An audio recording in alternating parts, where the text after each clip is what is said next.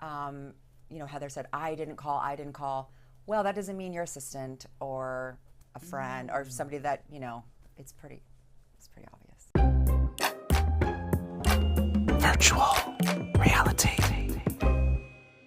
Katie from the Real Housewives of Orange County. Danny and I are so excited to have you in studio. This is your first big press day in New York City, your first year, your first season as a housewife. Watch What Happens Live is tonight. How are you feeling? Are you excited? Are you loving this?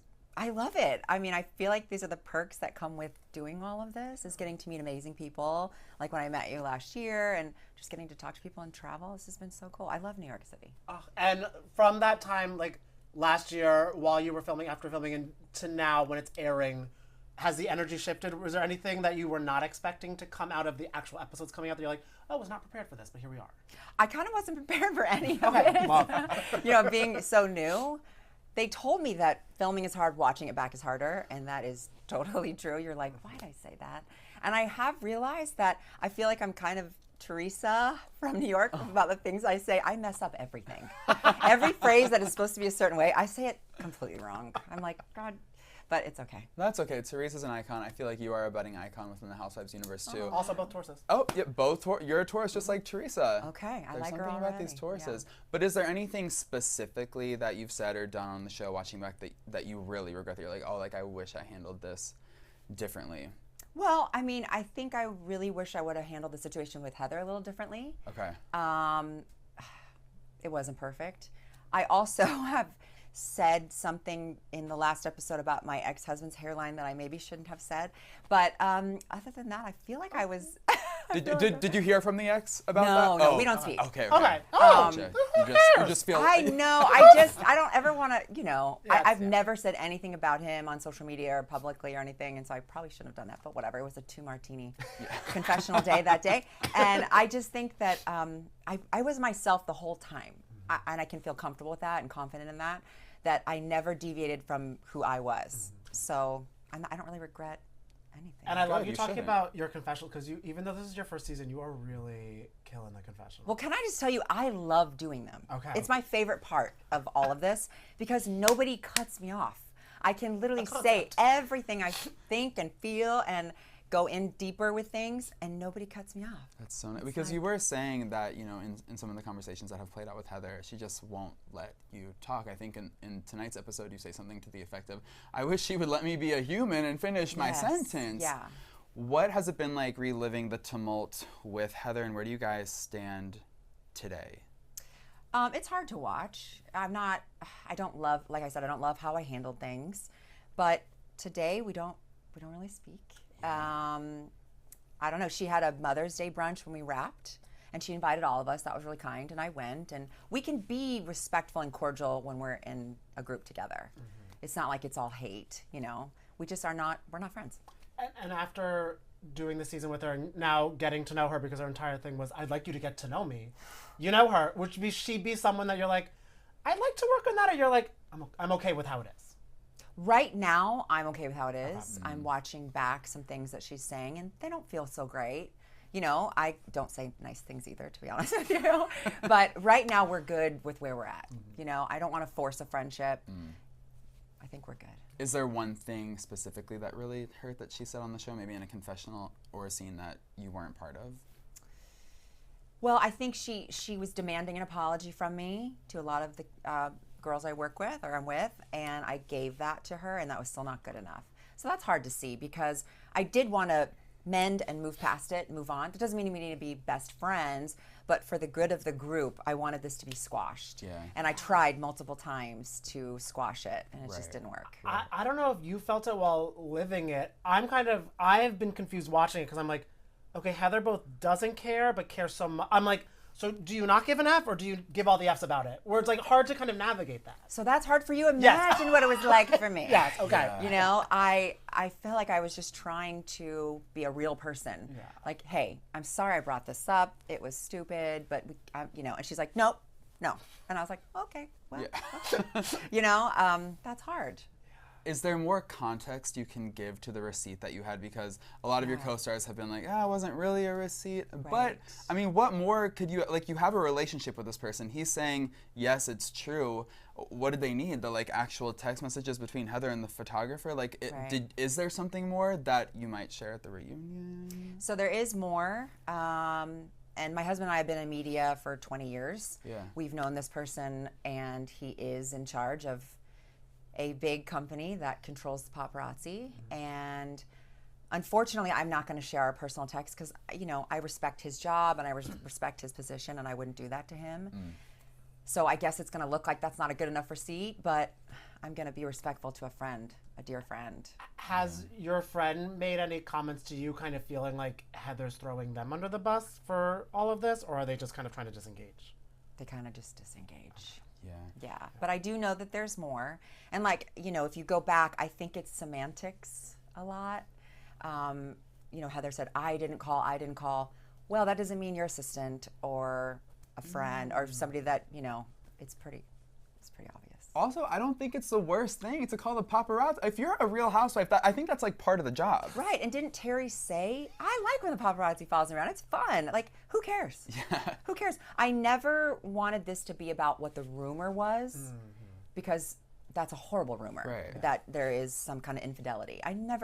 That's never what I wanted to talk about. It was more like, it's funny. You're at Disney and you're like, like, that's funny. It's silly, you know, and that's why we thought it was funny, but she did not think it was funny. It's also a hard thing, too. I feel a lot of people, like, forgot that those photos were tied with that. Yes, and I'm sure you did, too. Yeah, or you didn't know. Yeah. You know, the headline is not good, but I honestly didn't want to bring that up. Right. I never want to talk about their marriage. They seem like they have a fantastic marriage, so I don't want to get in on their marriage stuff.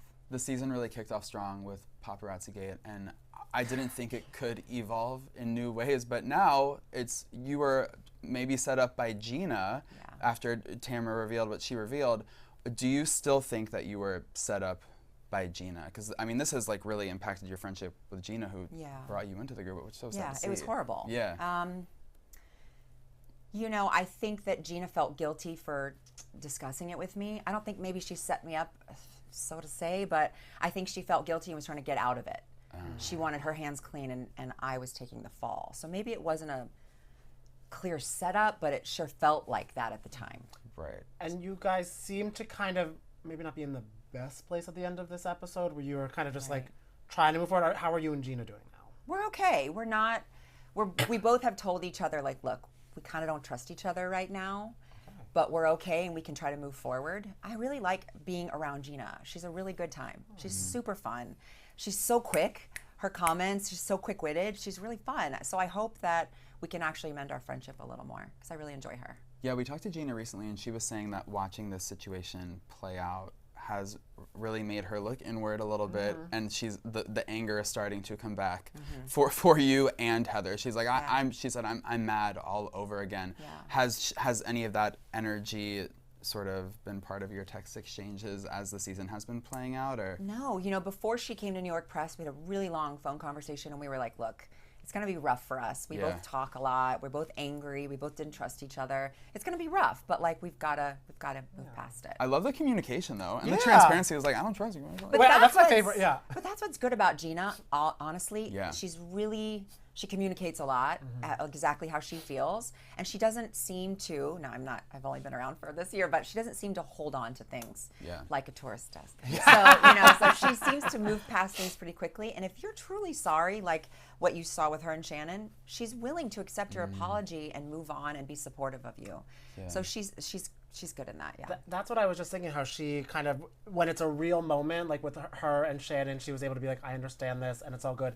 And it's really nice to see you kind of just getting to know all these ladies, really giving Shannon space and showing her love and everything like that, but not at the negative of your relationship with Alexis. Like, how is juggling that? Because it doesn't seem easy.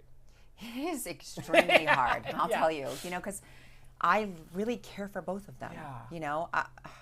I hate that right now on social media, Alexis is getting attacked, because I've said this to everyone this summer. my aunt, that was like a second mother, passed away. 3 days later, my father-in-law passed away. A month later, we moved. And other than Jen Pedranti, the only person that reached out, sent us flowers, offered to come over was Alexis. Wow.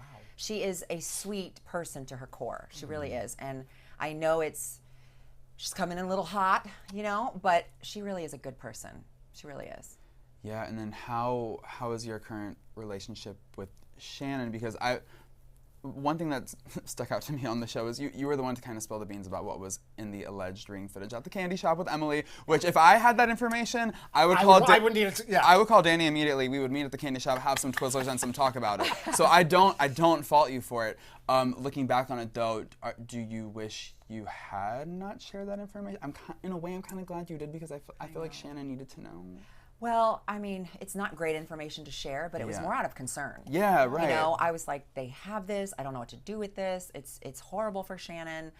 You know, looking back, was that the right decision? I don't know, but it was really out of concern. Yeah. And it seemed like when Gina spilled the beans to Shannon, she was grateful, because she was like, now I know what's going on. I want to try to clean up some stuff or things like that. I was sitting there and Gina said, and the videos, and I went, you're like, girl. And Emily was like, she doesn't know. We were like, back up. But I think Shannon did appreciate it. And she needed to know, honestly. Yeah, 100%. Yeah. You mentioned Emily, but I want to switch gears a little bit. On tonight's episode, Emily seems to have some feelings about the clothing that she was given for the fashion show because of your good pal Heather. Made her feel a certain way about her body. What are your thoughts? What's your reaction to that situation? What do you think the intention was behind that? Do you think there was an intention? I felt so bad for Emily. I don't think there was any ill intention with Heather. I really don't. But the words used maybe weren't the right words to describe the clothing that Emily was going to wear. She was like the big dress. Right, the oversized. Yeah. And that hurts, especially when Emily's working so hard to lose and be in shape. She's hardcore in the gym every single day, 7 days a week. And she looks amazing. The one thing, like my mom always says, you can't help how you feel. Your feelings are your feelings. So Emily feeling that way and feeling so big about that and just crying and being upset, you can't let that go. And it seems like in the teaser for next week, they kind of get into it over it. Yeah, that was an interesting night. It seems to me, like, if it was me and I was Heather and Emily said that, I'd be like, oh my God, I'm so sorry, but it doesn't seem that was her. I think you'll see. Okay. I don't know how much I can say, but I think you'll see they try to talk it out. They try. Okay. Did you feel like you had to take sides in that situation? Well, it's probably easy because you weren't doing so great with Heather. So you were like, Team Emily. Well, before she talked to Heather about that, we sat down and talked about it, and my heart broke for Emily. Yeah. You know, it was truly just really painful for her. Yeah. My heart broke for her. So it's not like I wanted to choose a side. I felt horrible for Emily. You felt what you felt. And you could see in real life what's happening. Yeah. And I do love that you brought up that Jen reached out to you, because Jen, she just seems like the sweetest Jen is the best on earth. Like, just literally the definition of ray of sunshine. But it seems like a lot of people are going to be storming up the second half of this season for her. How is she doing, and have you been kind of reaching out to her to prepare for that? Because we know the back half of these episodes is going to be a lot about Ryan and a lot of Tamara time. Yeah. Jen and I talk 3 or 4 times a day, literally. Oh my God, yes. Every time I'm on the phone, my husband's like, is that Jen? I think she's nervous. We talk about it a lot, you know, and like I said, it's filming it is one, watching it back, and you're nervous. You don't know what's coming, what's edited or what's not edited, so it's nerve-wracking for her. Were you an ally to her through that situation as Tamara is coming in with the FBI hat, meeting with the girls, discussing the situation? Like, how did you move through all of that? It was shocking, the news at first. I didn't know all of what was going on. But my only concern was Jen and her children. Yeah. That was literally, I don't really care about anything else. If she's safe and she's okay, that's all I care about. As someone who is currently close to her, what are your thoughts on her deciding to stay with him after the fact? Well, I always say, if you love him, I love him. If you hate him, let's bury him. Okay, that's a friend. Ah, and that is a Taurus. That is so true. I love that. Yeah. She makes her own decisions. Yeah. What happens? I always say, like, what happens in your bank account in your bedroom is your business. Yeah. You know, like I don't need to be. You're like, I don't want to see either of that. No, right. I don't care. If you're happy, that's great. I'll support you. All right. Well, we were so happy that you stopped by. Yeah. Thanks for having me. Yes, Thank you so much. This was so fun. You too.